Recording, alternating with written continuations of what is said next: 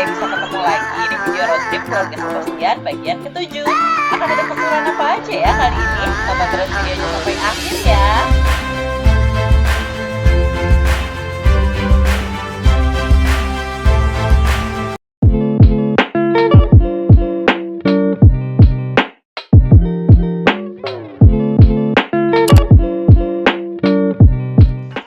Di video kali ini ada perasaan campur aduk nih yang aku rasain. Ada rasa seneng, ada rasa sedih juga. Sedih karena liburan di Balinya berakhir, tapi senang karena akan lanjut liburan ke kota selanjutnya yaitu Jogja. Sebelum mulai perjalanan ke Jogja, aku dan keluarga memutuskan untuk berkunjung dulu ke Pura Tanah Lot. Kenapa ke sini? Karena si Pura Tanah Lot ini lokasinya ada di jalan yang sejalur dengan perjalanan menuju ke Pelabuhan Gilimanuk. Dan supaya nggak kemalaman di jalannya nanti, aku dan keluargaku check out dari hotel itu dari pagi. Selesai semuanya sarapan, langsung kita berangkat. Untuk barang-barangnya sendiri udah diberesin dan disusun di dalam mobil dari malam. Makanya pagi-pagi pas check out itu nggak terlalu ribet lah ngurusin barangnya dan meminimalisir juga barang yang tertinggal. Jarak dari Hotel Karakarain, tempat kami menginap, ke Pura Tanah Lot itu sekitar 24 km. Setelah menempuh perjalanan sekitar 1,5 jam, akhirnya kami tiba di Pura Tanah Lot. Nah ini dia tempatnya, parkirannya luas dan akses jalannya juga mudah. Untuk tiket masuknya itu 20.000 per orang untuk dewasa. Untuk anak-anak usia 5-10 tahun itu 15.000 dan biaya parkir untuk kendaraan roda 4 itu Rp5.000. Buat sekedar informasi aja nih, pengalaman aku pribadi, aku tuh iseng belanja di Tanah Lot ini karena kan banyak toko-toko yang jual oleh-oleh khas Bali ya, dan aku masuk ke salah satu tokonya, kemudian ngobrol-ngobrol nih sama beli pemilik tokonya. Ternyata harga oleh-oleh di sini itu enggak mahal-mahal, malah menurut aku lebih murah dibanding sama harga di pusat perbelanjaan oleh-oleh yang besar di pusat Bali. Dan menurut aku barang-barangnya juga kualitasnya sama aja. Terus pas lagi ngobrol sama belinya, ya beliau bercerita kalau di sini sedang sepi pengunjung karena wisatawannya pun dibatasi ya karena masih pandemi. Jadi pemasukan untuk tokonya pun sedang berkurang. Jadi buat teman-teman yang memang mau berkunjung atau ada rencana nih berkunjung ke sini, boleh banget kalau misalnya mau beli oleh-oleh di sini aja karena harganya pun nggak mahal-mahal kok. Kadang kan kita mikir kalau belanja di tempat wisata itu mahal ya, padahal nggak selalu. Salah satunya di Tanah Lot ini harganya tuh justru murah-murah. Kebetulan pas belanja oleh-oleh di sini, aku lagi nggak bawa uang cash dan pas ngobrol-ngobrol ternyata bayarnya pun bisa ditransfer via m-banking gitu. Jadi menurut aku lumayan praktis sih belanja di sini. Setelah puas jalan-jalan di Pura Tanah Lot, menikmati pemandangan di sini dan juga foto-foto, aku dan keluarga memutuskan untuk melanjutkan perjalanan menuju ke Pelabuhan Gilimanuk biar nggak kesorean juga pas nyebrangnya.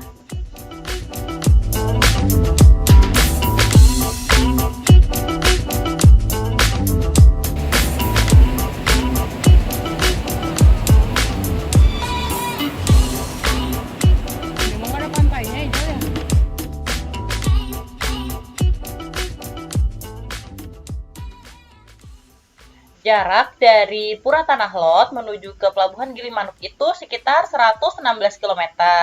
Jika dilihat dari Maps, akan menghabiskan waktu tempuh sekitar 2,5 sampai 3 jam perjalanan. Kami berangkat dari Pura Tanah Lot sekitar pukul 11 siang.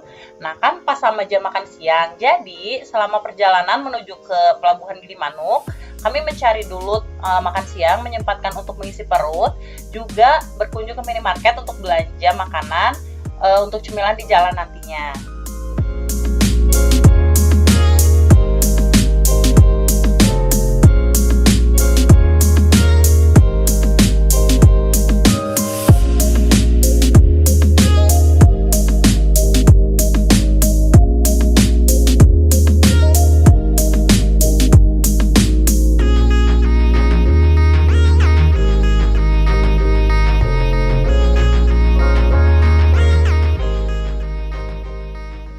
Kami sudah mulai mendekati ke daerah Pelabuhan Gilimanuk. Ini sudah terlihat ada Tugu Selamat Datang Bali. Kita sekarang melewatinya dan mau berpamitan nih. Kalau di video pertama itu kita datang melewati Tugu tersebut dengan senang karena baru sampai di Bali. Sekarang agak sedih nih ya karena meninggalkan Bali. Kami menepi dulu sebentar untuk mengurus pembelian tiket. Nah, aku beli tiket penyeberangan menaiki kapal feri itu di aplikasi belinya. Nama aplikasinya adalah Ferizi. Untuk pembeliannya mudah sekali caranya, tinggal memasukkan data, udah gitu nanti keluarlah total biaya dan cara pembayarannya. Nah, untuk biaya penyeberangan dari Gilimanuk menuju ke Pelabuhan Ketapang itu menghabiskan biaya sekitar 180.000 karena aku menggunakan kendaraan roda 4. Pembelian tiket di aplikasi Ferizi ini mempermudah juga karena kita bisa beli tiket itu kapan aja. Ketika udah mulai mendekati pelabuhan, aku sengaja baru beli supaya jadwalnya itu tepat. Jadi pas nyampe itu kita nggak kelewat sama jadwal yang udah kita pesan. Takutnya kalau pesan sebelum dekat ke pelabuhan ini masih dari jauh-jauh hari, pas hari H kita mau menyeberang justru ada keterlambatan nih dari kitanya. Apakah ada halangan di jalannya macet atau ada halangan yang lain. Kalau misalnya sudah melewati batas waktu jadwal di tiket, itu tuh kita nggak bisa pakai lagi tiketnya. Tapi kalau misalnya kita datang lebih cepat dari jam yang tertera di tiket, itu kita bisa tetap naik jika ada kapal feri yang masih kosong. Jadi nggak mesti nunggu jamnya sesuai sama jam tiket nih kalau kita datang lebih cepat. Kalau misalnya terlambat, ya sudah, berarti kita harus membeli tiket yang baru.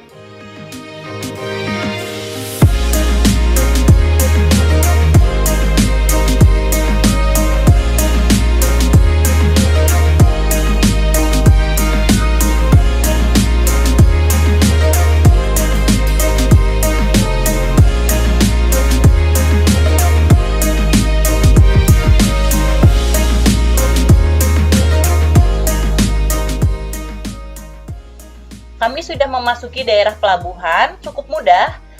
Ketika masuk hanya memperlihatkan tiket yang sudah dipesan tadi di aplikasi, dihitung kesesuaian tiket yang kita beli dengan jumlah penumpang. Udah gitu langsung menuju ke kapal feri yang sudah standby, karena pas kita datang itu ada kapal feri yang sudah standby, kondisinya masih kosong, jadi kita bisa langsung masuk ke sana untuk nyari tempat parkir dan menunggu kapal feri penuh itu nggak terlalu lama sih.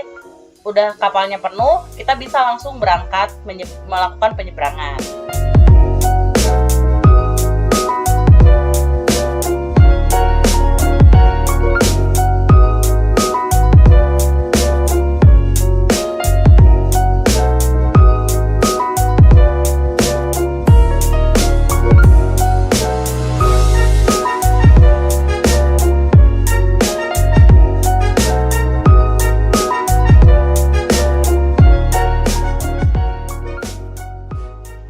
Oh ya, untuk aplikasi Ferizi yang tadi aku pakai untuk pembelian tiket penyeberangan kapal feri itu merupakan aplikasi gratis ya, tidak berbayar. Teman-teman bisa langsung download aja aplikasinya, ada di Google Play Store atau di App Store. Kalian bisa download langsung di telepon genggam kalian dan langsung pergunakan aplikasinya karena itu nggak ada pembayarannya sama sekali. Nah, untuk pembayaran setelah pembelian tiket itu bisa dilakukan secara mobile banking atau transfer seperti itu.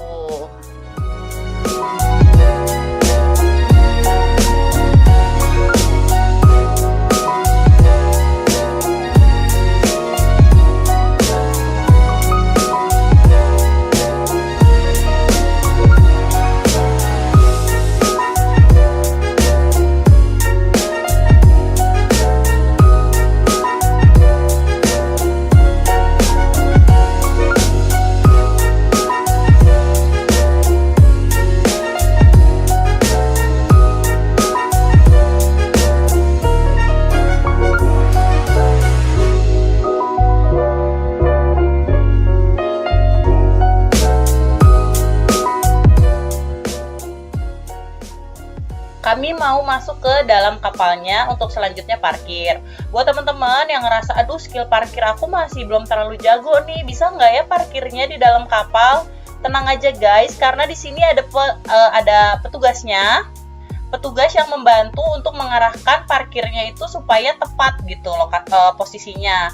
Di sini kan sebelah-sebelahan sama mobil besar, jadi para petugasnya itu dengan siaga mengarahkan biar mobilnya itu enggak saling berjauhan tapi juga enggak terlalu berdempetan.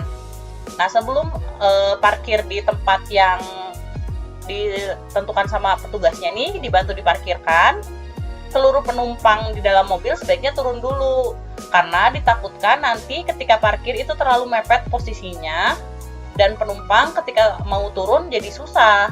Sebaiknya turun dulu aja sebelum parkir gitu, biar yang di dalam bagian supir aja yang memarkirkan. Terus ngapain turun ya? Kan bisa nunggu di mobil aja. Nah, ini adalah salah satu SOP keamanan di dalam kapal. Semua yang ada di dalam mobil itu harus turun dan menunggu di dek kapal ya, di atas. Kenapa nggak nunggu di mobil aja? Takutnya ketika menyeberang ada kecelakaan atau kapalnya oleng, tenggelam, dan lain sebagainya. Kita kan sulit menyelamatkan diri kalau diem di dalam mobil. Kalau kita menunggu di dek kapal di atas ini, itu tersedia pelampung. Jadi kalau misalnya amit-amitnya ya terjadi sesuatu hal yang tidak diinginkan, kita bisa menyelamatkan diri dengan secepatnya. Aku mulai nyebrang itu sekitar jam 2 siang. Kondisi lautnya ini ombaknya lagi lumayan tenang, jadi nggak terlalu besar ombaknya dan nggak terlalu berasa goyangannya. Tapi kalau dibandingin sama pas berangkat, kan nyebrangnya pagi-pagi jam 8. Lumayan agak berasa sih yang perjalanan pulang. Kalau pas pergi itu tenang banget dan menyeberang cuman membutuhkan waktu sekitar 40 menit. Sekarang ini perjalanan pulang menyeberangnya membutuhkan waktu sekitar 1 jam karena ombaknya lebih besar dibandingkan pada saat keberangkatan. Berdasarkan pengalaman pribadi aku nih, pas menyeberang di lautnya ya, aku lebih menyarankan untuk menyeberang di waktu pagi hari karena ombaknya itu nggak terlalu kerasa. Kalau misalnya siang menuju ke sore lumayan kerasa sih, tapi nggak terlalu kerasa banget gitu ya, nggak terlalu besar. Kalau misalnya malam, aku pernah tuh nyebrang pas lagi malam-malam, itu jauh kerasa lebih besar lagi sih ombaknya. Jadi saran aku sih mendingan pagi-pagi aja kalau memang mau menyeberang gitu. Sekitar jam 3 sore kami sudah mulai memasuki daerah Situbondo. Nah, ini udah nyampe nih di daerah Situbondo. Lanjut perjalanan memasuki daerah Alas Baluran di sini.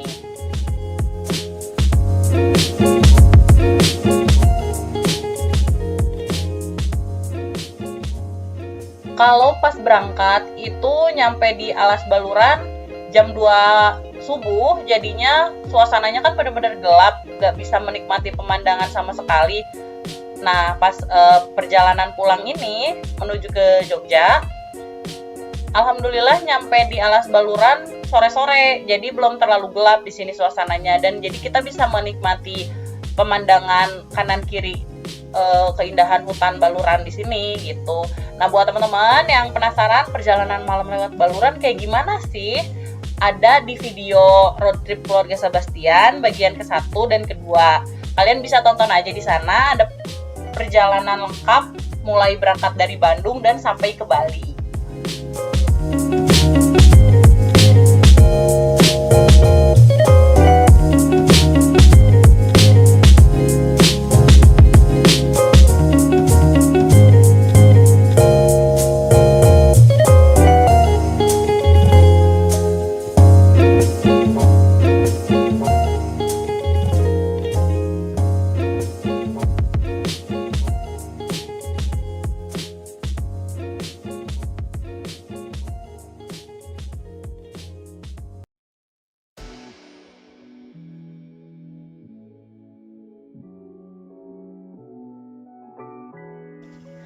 Di daerah Alas Baluran ini sebenarnya ada tempat wisata. Nah, kalau misalnya kalian lihat di Google Maps, itu cari aja hutan Baluran, dan Masya Allah indah banget pemandangannya di sana.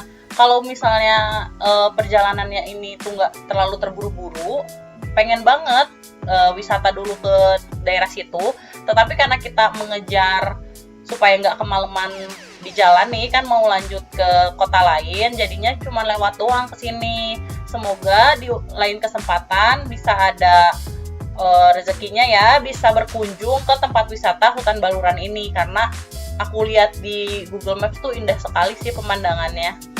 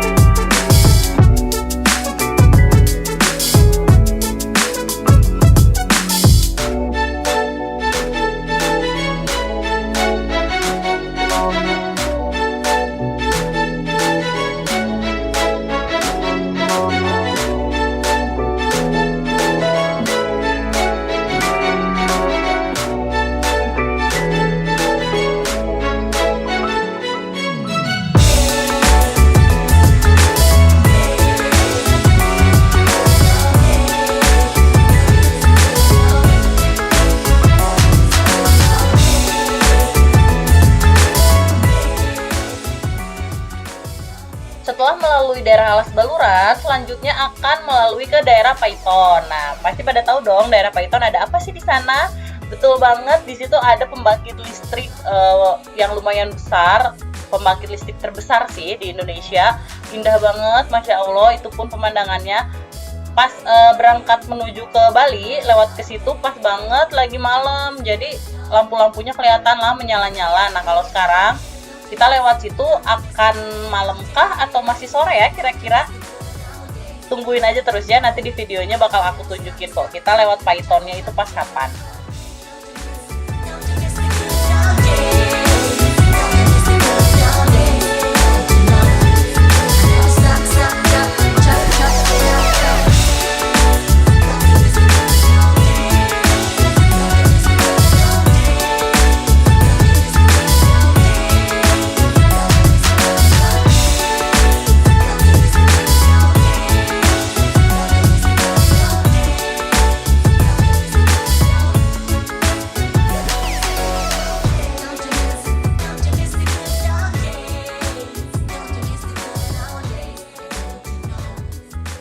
Selesai melalui perjalanan panjang di jalan raya ini, nantinya kami akan melanjutkan perjalanan melalui jalan tol. Nah, mulai memasuki jalan tolnya itu di gerbang Probolinggo Timur.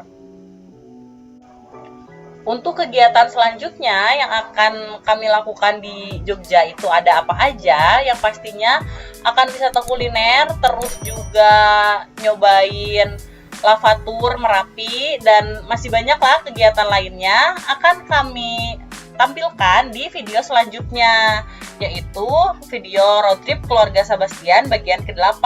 Jadi teman-teman jangan sampai ketinggalan ya video terbaru dari kami. Terima kasih.